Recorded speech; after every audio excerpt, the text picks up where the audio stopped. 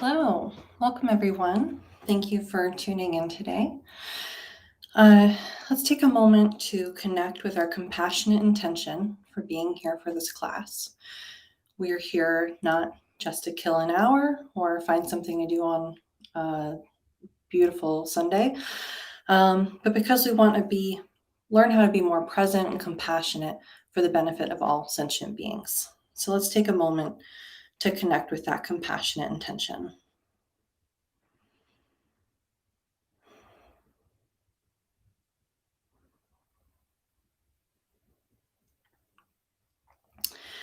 All right, and there's a link to the opening prayers in the description of the video, so you can pull those up. We'll say these in Tibetan, but feel free to read along in English if you're more comfortable doing it that way. The first one we will say 3 times, and then the next prayers we'll say 1 time each.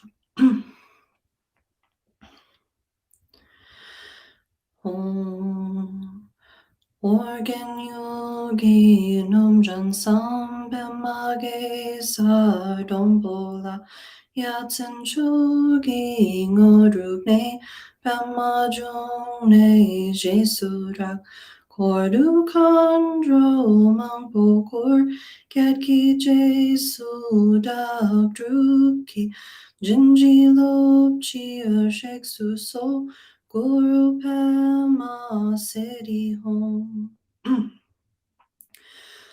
Organ Yogi Numjan Sam Pema Ge Sardombola Yatsen Chogi Ngorubne Pema June Jesurak Kordu Kandro Mangpokur Ketki Jesu Dak Druki Jinji Lopchi Ashek Suso Guru Pema City Home. Organ Yogi Numjan Sam Pema Ge Sardombola Yatsen Chogi Ngorubne Pema June Jesurak Kordu Kandro Mangpokur Ketki Jesu Dak Druki Jinji Lopchi Ashek Suso Guru Pema City Home. And continuing on. Kunzandro Sem Garab Shiri Singh Pema Kara Jebani Shunga Soso Nubna Tutengatsa So Katelama Namla Sovadeb.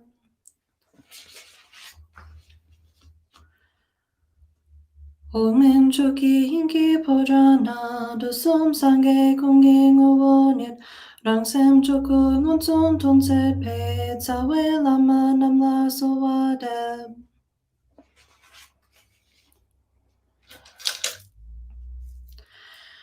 Sashi Pochu Chuching Meto Tram Rirab Ningji Nirde Gembadi Sange Zingdu Mikte Pulwahi Drogu Namda Jingla Chuk Parshok Tram Guru Ratna Mandala Putsa Mega Samudra Saparana Samaya Hom.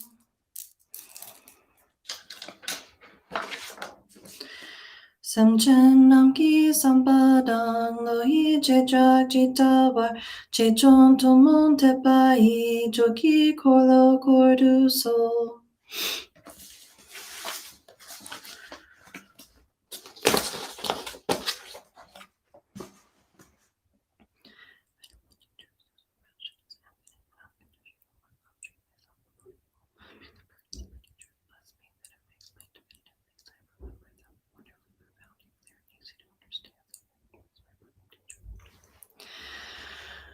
Okay, so as usual, we'll start with a brief meditation to stabilize our minds. Meditation is the natural state of mind when it is relaxed, stable, and open. So this is a brief meditation on our breath that we'll do, and it trains our mind to be calm and relaxed, yet also alert and wakeful. And the point of this meditation is to create space in the mind. Creating space in the mind helps us to balance our emotions, giving us time between action and reaction. And it's the first step in the development of bodhicitta, which is the compassionate wish to free all sentient beings from suffering. So take a comfortable seat, either in a chair or sitting cross-legged on the floor, like I am. And place your hands in your lap, gently relaxed. You can have them face palms down on your knees or on your thighs, or you can place one hand inside the other with the thumbs touching, and place your hands so your thumbs are just below your navel. And then check in with your posture and make sure your spine is straight. You can imagine a thread going up your spine, up through the crown of your head, kind of like your little marionette, and hanging by that thread, your head sits on your neck, sits on your spine, which is stacked like a stack of coins. And your shoulders are open. Your elbows are out a bit, so your rib cage is giving you room to breathe. And then your eyes are going to remain open, looking gently downwards. You can, again, imagine a thread going down the bridge of your nose towards the floor. And if you find you can just find a place along that line where it's comfortable to rest your gaze. And then lastly, place the tip of your tongue gently behind your front teeth. Just touching that spot right behind your front teeth.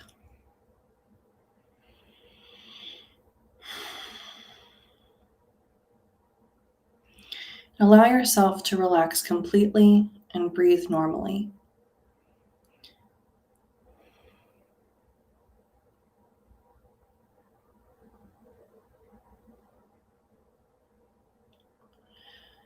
And then put a very light attention on your breathing. Don't try to control it at all. Just breathe naturally, with the most gossamer thin attention on your breath. It's like taking your pulse. You don't put any pressure on it. You just observe it. Your attention is like a feather, gently riding on the surface of your breath. And when thoughts come up, just let them go like bubbles popping on the surface of a pond. You don't have to look to see what they are. You can just let them pop. Your meditation is not lost by hearing your thoughts, but by following them down the road. So when you find yourself following a thought, just drop it and return to your breath. Drop the thought, return to your breath.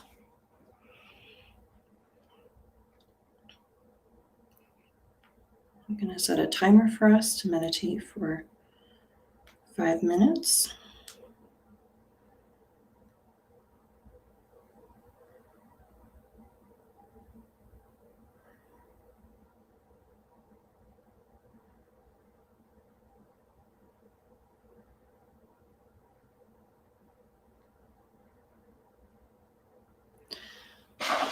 And just again and again, return to that gossamer thin attention on the surface of your breath.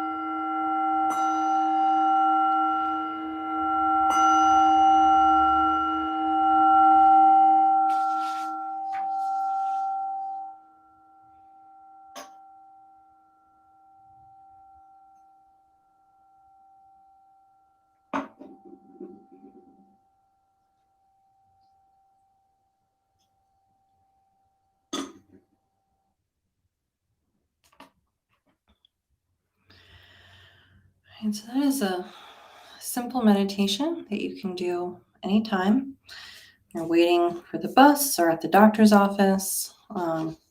Very easy to do anytime.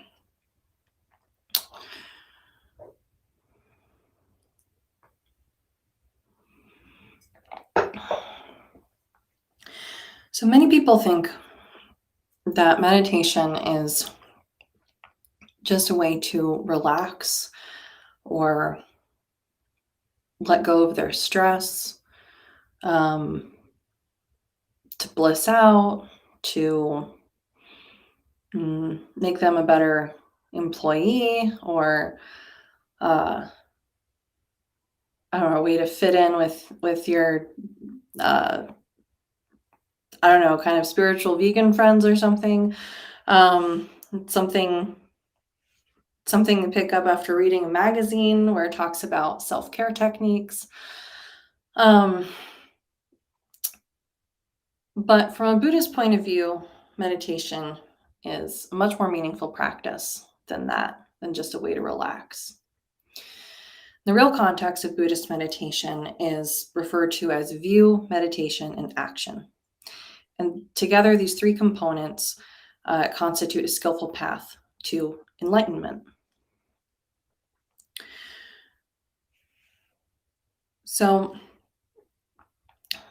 the terms view, meditation, and action are a Buddhist way of phrasing it, but we are always acting with a particular view, meditation, and action. Everything we do has those three components in it.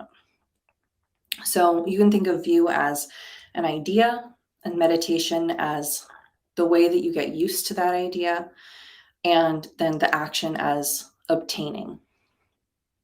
So for instance, if you wanted to buy a car, you would do your research, you'd go, you look at all the, maybe you go online and you look up what kind of cars are nice to drive, what has the best safety rating. If you want, you think about how many passengers you want to have, and you look at, and whether you want it to be all-terrain or two-wheel drive, four-wheel drive, whatever. And you figure out which one you think is the best, the most reliable, the most fun to drive, the most beautiful, the one that'll make you look the coolest.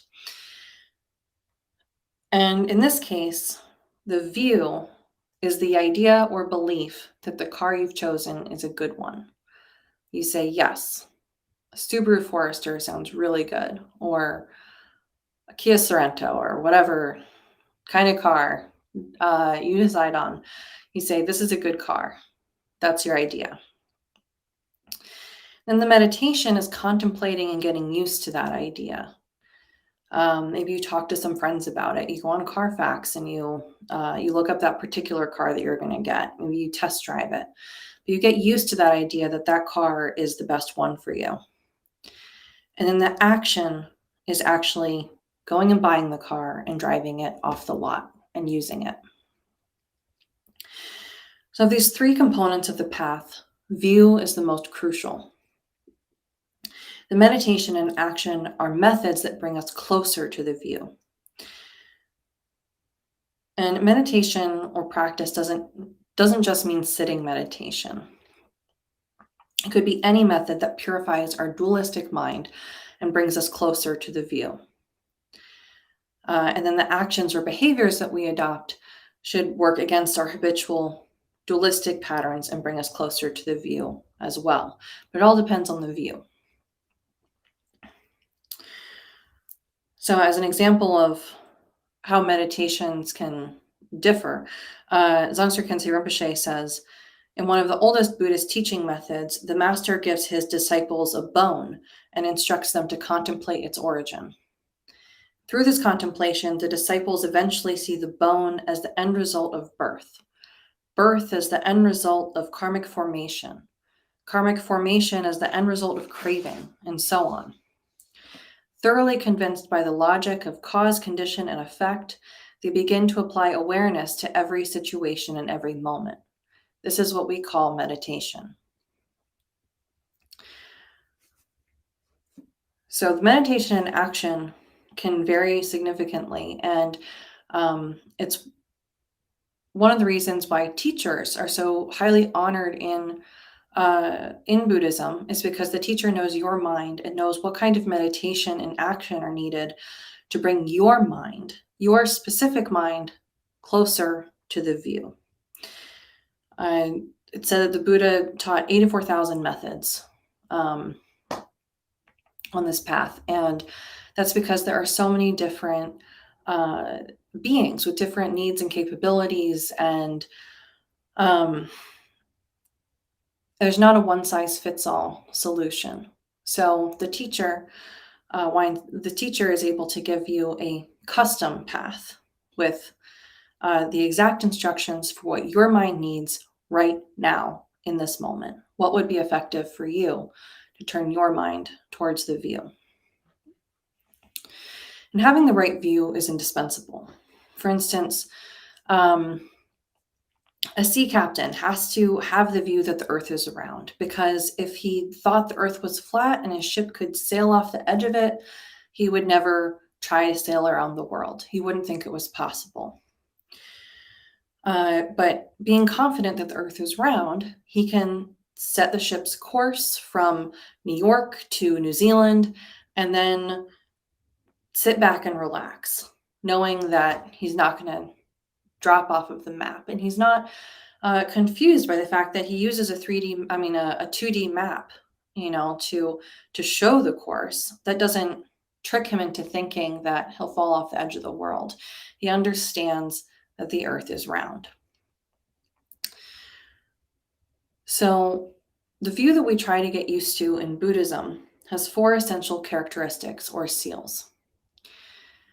And they're called seals because it's like the wax seal on a letter that lets you know that that envelope came directly from the king.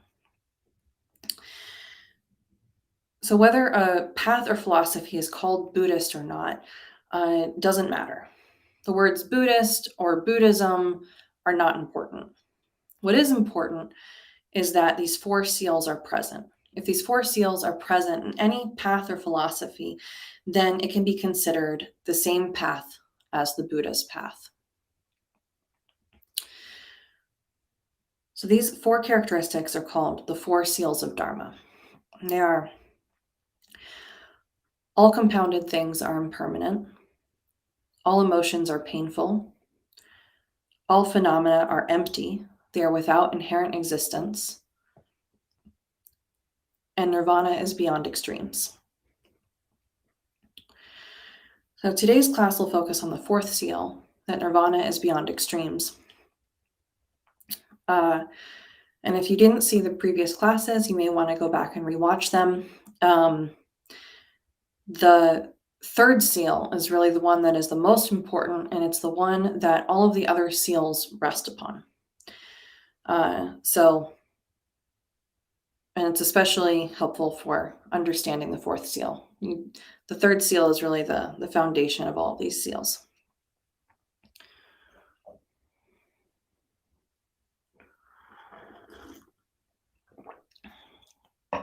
So Nirvana is beyond extremes, or can also be framed as Nirvana is beyond concepts. So the ultimate goal of every being is happiness. So it's no wonder that most philosophies or religions define the final ultimate goal as being some sort of happiness that you can hold on to and keep forever. And even as Buddhists, we tend to have our idea of nirvana or enlightenment, I think, is often influenced by these other eternalist religions. We imagine a place where we go when we die after a lifetime of good deeds. You might imagine meeting your friends there because it's where all the good people go, while the bad people suffer in hell. And everything is exactly how we like it. It's like an amazing retirement home where your every need and desire are met. You've got good neighbors who follow the rules. There's no crime, there's no poverty, no fear. You don't even have to go to the store or ask for anything. Just as soon as you think of a chocolate glazed donut, there is the most amazingly delicious chocolate glazed donut in your hand immediately.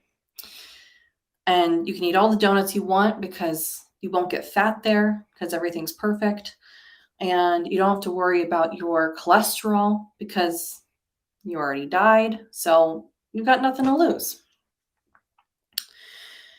Or maybe you imagine like pure white light and rainbows and resting on clouds, practicing your clairvoyance and omniscience.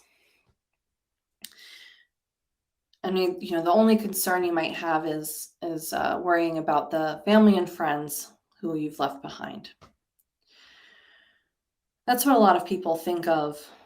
A lot of people, when they think of like the afterlife of heaven or nirvana, they tend to think of something like that. And many people believe that you can only reach this place after this life is over. So the best thing you can do with your time here on earth is to prepare for the afterlife. That whatever you do with this life is going to determine whether you go to heaven or hell, and that you're definitely going to go to one of those places. And so you better choose wisely. And then some people believe that they aren't good enough in some way, that they're inherently evil or inherently bad, and that there's just no hope for them, at least not in this life. They might intellectually understand that all beings have the same potential, but emotionally they feel like they don't have the qualities or abilities to reach the pearly gates. And Buddhism has a different perspective than this. Buddhism does not follow this eternalist mindset. It's beyond the extremes of eternalism and nihilism. So eternalism is believing in something that is eternal, something that is forever, like going to heaven forever, going to hell forever. And then nihilism is negating the existence of this world, or believing that there's nothing happens after death. There's just nothing. It's just blank. So Buddhism doesn't go in either of those directions. In Buddhism, Nirvana is what we would call this state that is on the other side of samsara. When you cross to the other shore, that state is nirvana. But nirvana isn't a place at all. As Dongso Jamyang Kensei puts it, it's a release from the straitjacket of delusion. So nirvana could be where you're sitting right now, and you don't have to die to find it. It's attainable in this life depending on your wisdom and courage and diligence. And there's no one who doesn't have the potential for enlightenment, even the beings in the hell realms. Every single being has the potential for enlightenment. And despite the fact that Buddhism talks a lot about how all beings wish to be happy, the Buddhist path does not ultimately lead to happiness. That's not the goal. Instead, the Buddhist path is a direct route to freedom from the suffering of delusion and confusion. Nirvana goes beyond all dualistic concepts, including the concepts of happiness and unhappiness. Nirvana is often described as peace or great bliss. And it can be understood as a joyful state because having no ignorance, no confusion, no happiness, and no unhappiness is bliss. Even better than not having confusion or ignorance is seeing that the source of our confusion and ignorance has never existed. For instance, when you wake up from a nightmare, you feel great relief that your nightmare is over. But bliss would be to have never dreamed in the first place. Or if you remember the example from our last class of Jack, who suffered from phobia of snakes, and then freaked out when he mistook a necktie on the floor for a snake. He felt great relief when his friend Jill escorted the snake from the house. But it would be even better for him to understand that the snake never existed. He was never in danger. And that's the difference between happiness and bliss. Happiness is that relief you feel when the snake is gone, while as bliss would be the understanding that the snake was never there. If we're serious about freeing ourselves from samsara, or the wheel of cyclic existence, then we must give up our search for peace and happiness, whether in this life or the next. Happiness is not the goal. Happiness is a trap.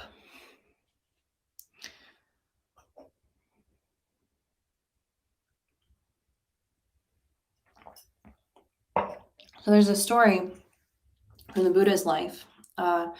The Buddha had a cousin named Nanda who was passionately in love with one of his wives.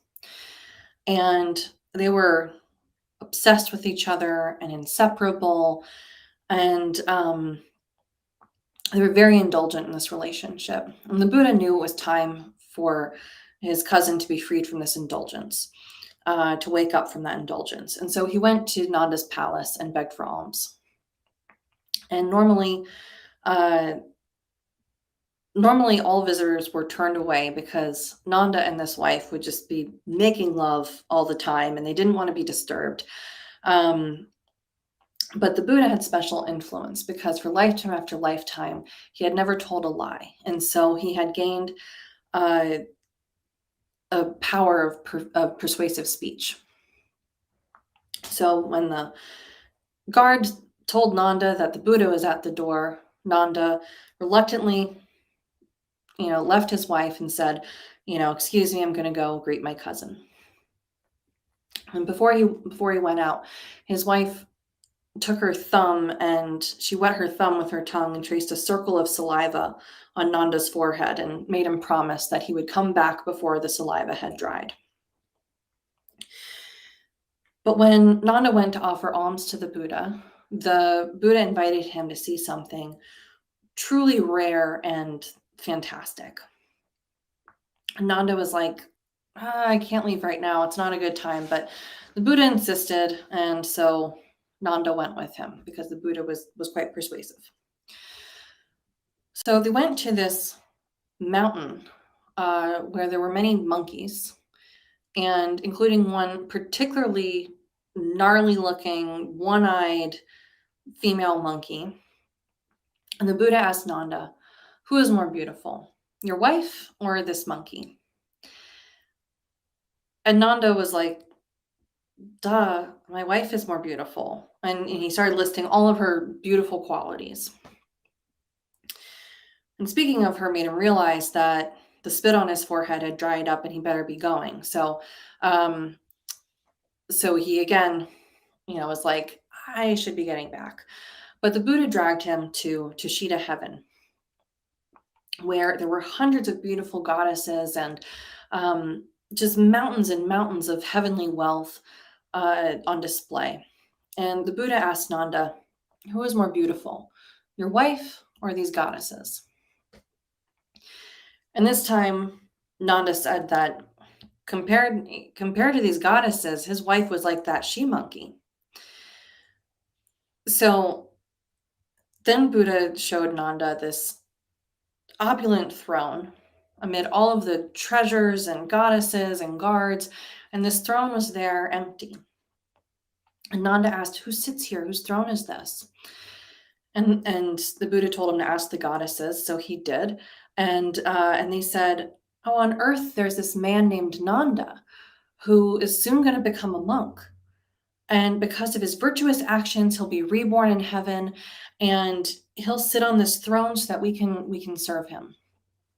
And immediately Nanda was like, that's me. I'm going to become a monk. And he asked the Buddha to ordain him. So they returned to the ordinary world and Nanda became a monk. But then Buddha summoned his other cousin, second cousin named Ananda. And he told Ananda, make sure that all the other monks shunned Nanda. They were supposed to avoid him at all costs. And he told them that they shouldn't mingle because they have different intentions. Therefore, their views are different and their actions will be different. So he told Ananda, you are looking for enlightenment, and he is looking for happiness. So the monks avoided Nanda, and Nanda became sad and lonely, and he spoke to the Buddha about feeling very left out. And the Buddha told Nanda to come on another journey with them. And this time they went to the hell realms, where they witnessed all sorts of torture and dismemberment and terrible, terrible sights. In the center of all of this activity, there was this giant cauldron. And there were all of these hell staff gathered around, preparing the cauldron. And so Buddha told Nanda, why don't you ask them what they're doing? So Nanda did. And they said, oh, on earth, there's this man named Nanda who is a monk. And because of that, he'll go to heaven for a long time. But because he hasn't cut the root of samsara, he'll be too caught up with the enjoyments of the God realm, and he won't seek to generate any more good circumstances. So he'll exhaust all of his merit and fall straight into this cauldron where we can boil him. So at that moment, Nanda realized that he had to renounce not only unhappiness, but happiness as well.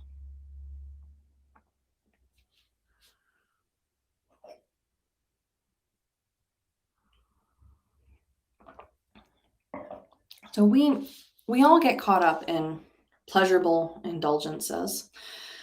And like how Nanda quickly gave up his wife when he saw the beautiful goddesses, we're also quick to exchange one happiness for a better one. We'll drop, we think, oh, this thing makes me so happy. And then some better thing comes along and we'll drop it and go to the next thing. We're very fickle. And Dzogchen Jamyang Khyentse says, if enlightenment were merely happiness, then it too could be discarded when something better comes along. Happiness is a flimsy premise upon which to base one's life.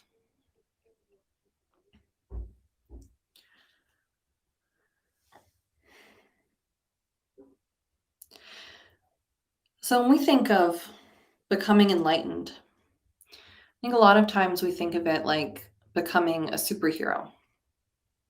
We think that an enlightened being must be absolutely spectacular with not only all of the best human characteristics, but also they must have superior traits and talents or superpowers. Maybe they can fly or walk on water or have the power of persuasive speech like the Buddha did. Like they can have all of these special powers. Maybe they're omniscient, clairvoyant.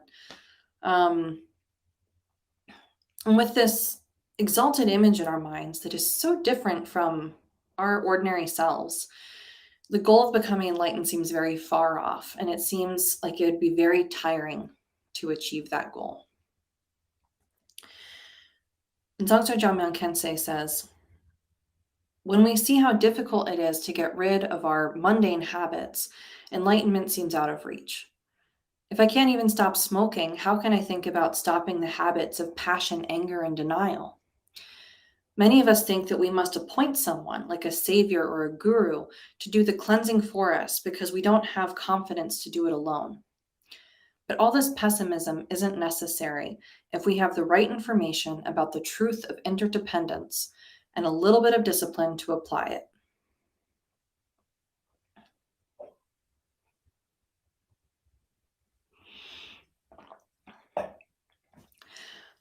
Nirvana does not mean adding something new that wasn't there before, like acquiring a superpower or acquiring some heavenly domain of clouds where your every wish is, you can have every wish at the snap of a fingers. You're not adding anything new. Nirvana is achieved when you remove everything that was artificial and obscuring. So we have to understand that the confusion and defilements that obstruct our enlightenment are impermanent.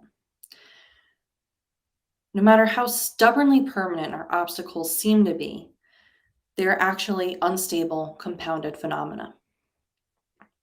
And compounded phenomena are dependent and can be manipulated. Therefore, their nature is impermanent and they can be completely removed.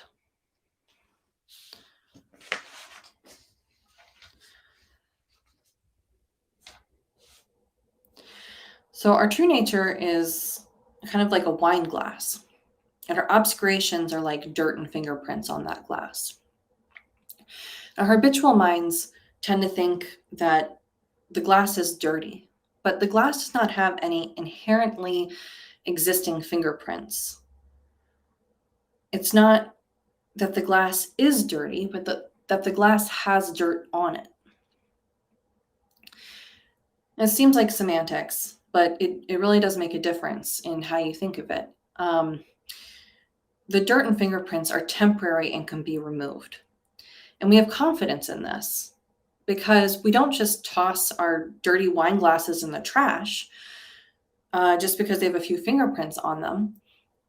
We wash off the fingerprints. We understand that the wine glass is not dirty. The wine glass has dirt on it. And therefore the dirt can be removed. But when we think of ourselves, we lose this insight, this perspective. When we think of ourselves as being inherently bad, inherently angry, or inherently greedy, or ignorant, and doubt our ability to achieve enlightenment, we are thinking that our true nature is permanently impure. But these emotions are not part of our true nature. They're like the fingerprints on the wine glass. They're like the fingerprints on the wine glass. They're dirt that we've accumulated through associating with non-virtuous people or not understanding the consequences of our actions.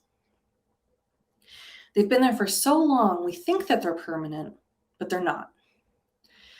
The pure nature of the self, our Buddha nature, is primordially absent of defilements.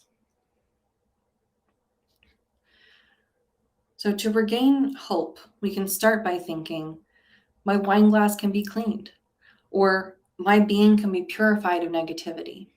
Maybe you can remind yourself of this when you do the dishes.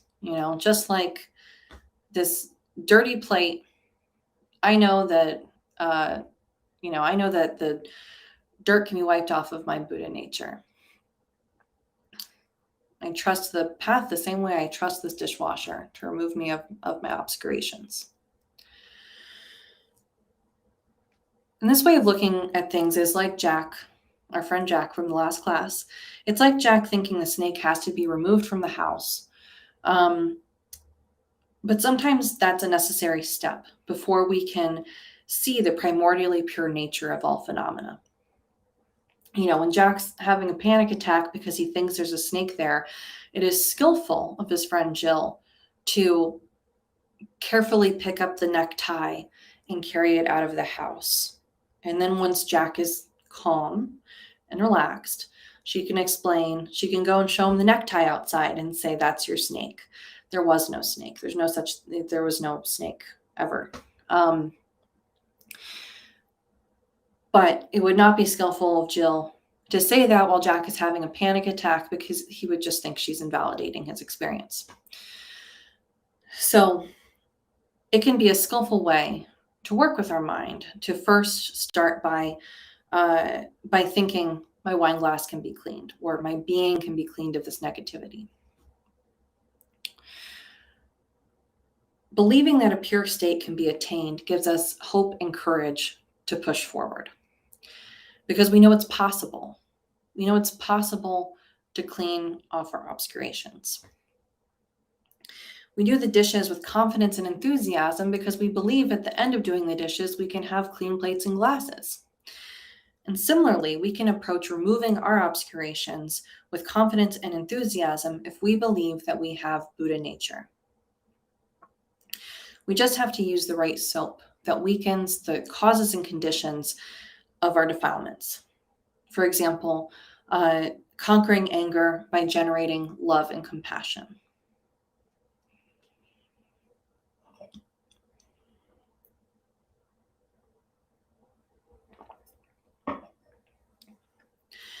Samsara Khyentse Rinpoche says, the first sign of hope for sailors lost at sea is to catch sight of a beam of light flashing through the stormy darkness.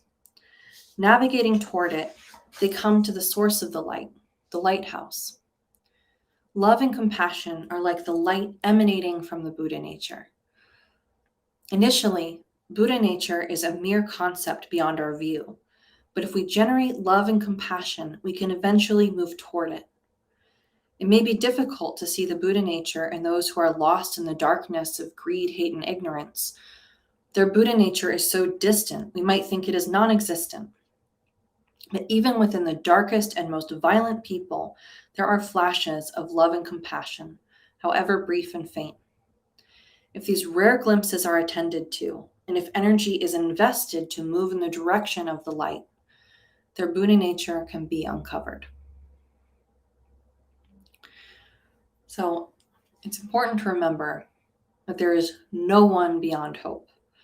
No matter how awful or ashamed or just inherently ugly each of us may feel at times, there is never a point in which we are beyond hope. Everyone, every single being has the potential to attain enlightenment.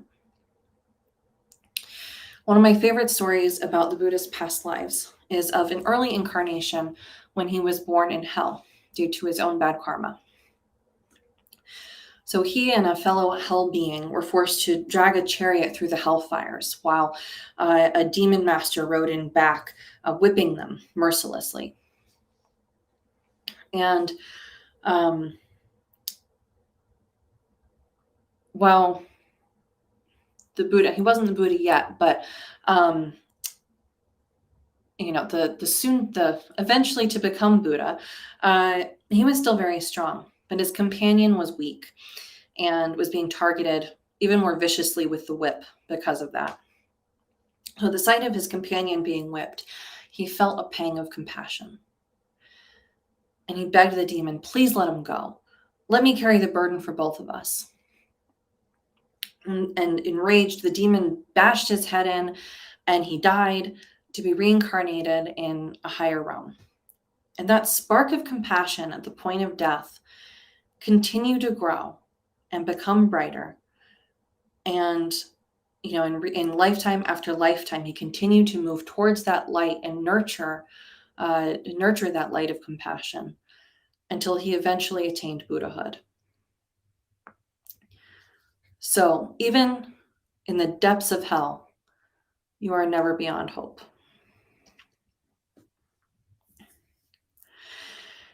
Although we use words like attaining, achieving, wishing, praying, we don't acquire enlightenment from an external source. A more accurate way to put it is that we discover enlightenment. We discover the enlightenment that has always been there. Enlightenment is part of our true nature. And when our defilements and obscurations are removed, our true Buddha nature is revealed. And if you have a beautiful golden statue within the clay or resin mold, and when you remove that mold, the statue is revealed. But it's important to understand that Buddha nature is not a divine, truly existing soul or essence.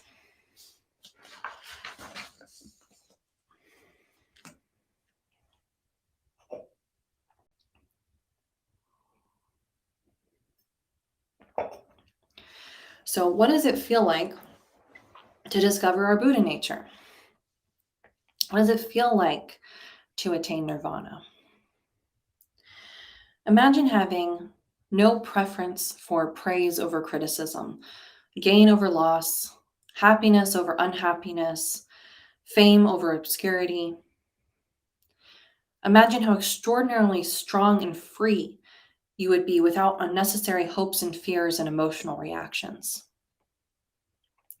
Instead of chasing after acceptance and avoiding rejection, you would be able to actually appreciate what you have in the present moment. Samsara Khyentse Rinpoche says, where we are like children at the beach, busy building sandcastles, Sublime beings are like adults watching from under an umbrella. The children are carried away with their creations, fighting over shells and shovels, terrified of the waves coming closer. They go through all kinds of emotions, but the adults lie nearby, sipping a coconut cocktail, watching, not judging, not feeling pride when a sandcastle is built very nicely, and not feeling anger or sadness when someone accidentally steps on the turret. They're not caught up in the drama the way the children are. What more enlightenment could one ask for?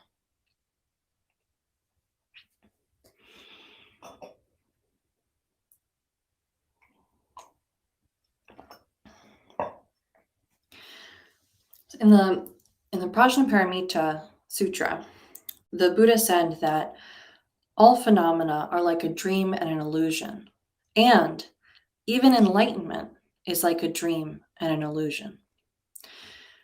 The Buddha did not say that after abandoning samsara there exists nirvana. The non-existence of samsara is nirvana. Again, that like the non-existence of Jack's snake. The snake never existed. And understanding that is nirvana. So when you sharpen a knife, it becomes sharp because of two exhaustions. The exhaustion of the knife's metal and the exhaustion of the whetstone. Songsar Khyentse Rinpoche says, in the same way, enlightenment is the result of the exhaustion of defilements and the exhaustion of the antidote of the defilements. Ultimately, one must abandon the path to enlightenment. If you still define yourself as a Buddhist, you are not a Buddha yet.